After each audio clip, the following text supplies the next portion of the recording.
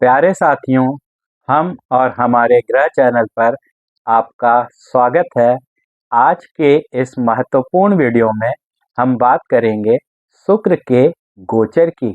जैसा कि आप सभी जानते हैं, शुक्र वैभव, आकर्षण और ऐश्वर्य प्रदान करने वाला ग्रह है। यदि किसी की कुंडली में शुक्र मजबूत अवस्था में बैठा है तो उसके जीवन में सुख अनायास ही चले आते हैं।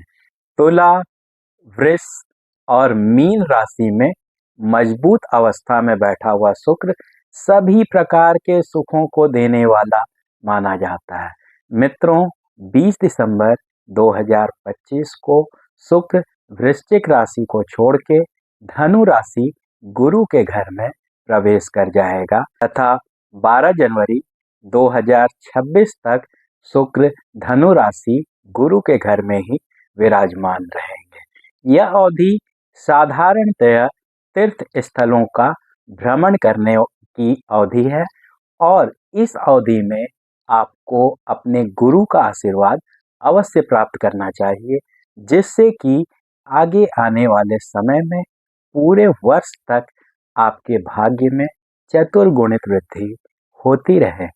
प्रिय साथियों, आज हम मेष से मीन पर्यंत विभिन्न राशियों पर शुक्र के इस गोचर का क्या फल प्राप्त होगा, इस बात की चर्चा करेंगे। मेष राशि के व्यक्तियों के लिए शुक्र का यह गोचर जीवन साथी के साथ संबंध को बेहतर करेगा, माता से सुख तथा अन्य सभी प्रकार के सुखों में वृद्धि करेगा, धन धान्य में वृद्धि होगी, आपके स्वास्थ्य में सुधार होगा और एक सलाह यह है कि प्रतिदिन अपने इष्ट देव का ध्यान अवश्य करें।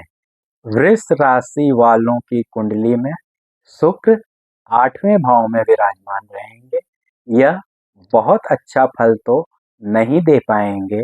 आपको जीवन साथी के साथ किसी भी प्रकार के वाद विवाद से बचना होगा, स्वास्थ्य का ध्यान रखना होगा तथा अन्य किसी भी प्रकार के विवाद में ना पड़े तो आपके लिए अच्छा होगा तथा कोई भी ऐसा कार्य न होने पाए जिससे कि समाज में आपकी छवि खराब हो सके तथा घर से बाहर निकलते समय अपनी माता अथवा माता के समान किसी व्यक्ति का आशीर्वाद लेकर ही घर से बाहर निकलें। मिथुन राशि के व्यक्तियों के लिए यह सलाह है कि जीवन साथी के साथ पहले से चले आ रहे तनाव को खत्म करने के लिए आप सभी प्रकार के ईगो को त्याग दें और जीवन साथी के साथ अपने संबंध में सुधार करें तथा किसी भी प्रकार का व्यय करने के पहले बहुत सोच समझकर डिसीजन लें, अन्यथा आपका पैसा व्यर्थ हो सकता है। और कोई ऐसा कार्य ना करें जिससे कि आपके चरित्र में किसी भी प्रकार का दोष उत्पन्न हो सके। कर्क राशि के व्यक्तियों के लिए यह सलाह है कि धन के निवेश के बारे में कोई भी निर्णय सोच समझ कर लें, अन्यथा आपका धन फंस सकता है तथा घर में किसी भी प्रकार के वाद विवाद से बचें। और इस अवधि में आपको कोई नया मित्र मिल सकता है, परंतु शुरुआत में ही उस पर पूर्ण विश्वास करके उसे अपनी संपूर्ण बातों को शेयर करने से बचें।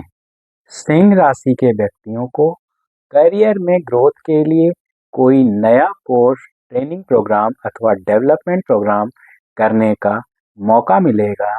इनको यह सलाह दी जाती है कि यदि ये पिता की सलाह लेकर इस अवधि में कार्य करते हैं तो कोई बड़ा लाभ प्राप्त हो सकता है, सभी प्रकार की सुख सुविधा में वृद्धि होगी। कन्या राशि के व्यक्तियों के लिए यह समय मध्यम ही कहा जा सकता है। इस अवधि में आप घर का रिपेयर अथवा रिकंस्ट्रक्शन करवा सकते हैं। माता के स्वास्थ्य का ध्यान रखें तथा माता का आशीर्वाद लें और घर से बाहर निकलते समय किसी भी मंदिर में दर्शन करने के बाद ही अपने दिन की शुरुआत करें। तुला राशि के व्यक्तियों के लिए इस समय कार्य का भार बहुत ज़्यादा बढ़ जाएगा, परंतु इस अवधि में की गई मेहनत भविष्य में चतुर्गुणित होकर लाभ प्रदान करेगी। बड़े भाई के साथ संबंध अच्छा बनाए रखें और इस व्यस्त शेड्यूल में भी यदि संभव हो तो 3 से 4 दिन का आप कोई टूर प्लान कर सकते हैं। वृश्चिक राशि के व्यक्तियों के लिए यह सलाह है कि धन के खर्च अथवा निवेश से संबंधित कोई भी डिसीजन बहुत सोच समझ कर लें।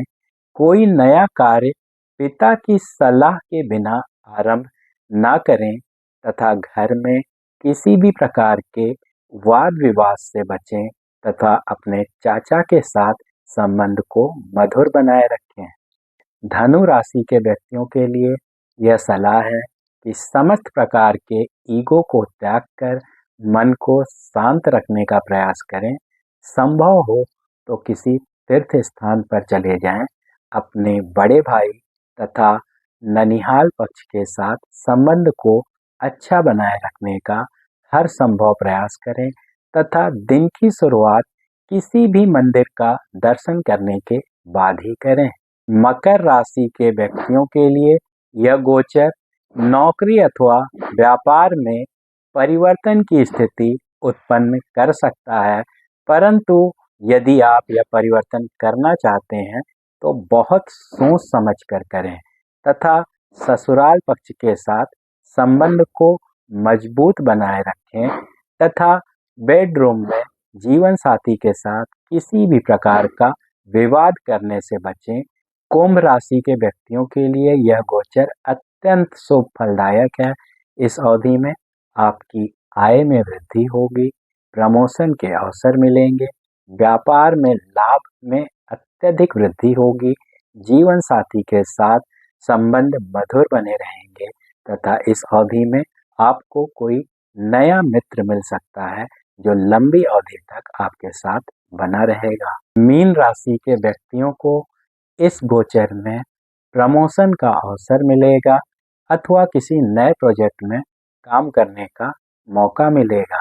जीवन साथी के साथ संबंध में सुधार होगा तथा आपको यह सलाह दी जाती है कि ससुराल पक्ष के साथ किसी भी प्रकार के वाद विवाद से बचें तथा हनुमान जी का दर्शन करके ही दिन की शुरुआत करें। तो दर्शकों, इस प्रकार आपने शुक्र के धनु राशि में गोचर होने पर मेष से मीन पर्यंत विभिन्न राशियों को क्या क्या मिलेगा, क्या क्या सावधानी बरतनी पड़ेगी, यह आपने जान लिया है तथा यह मेरा पूर्ण विश्वास है कि आपको जो करने की सलाह दी गई है वह आप इस अवधि में अवश्य करेंगे तथा शुक्र से मिलने वाले सभी प्रकार के सुख, वैभव और ऐश्वर्य को अपनी ओर आकर्षित करने का मार्ग प्रशस्त करेंगे। राधे राधे।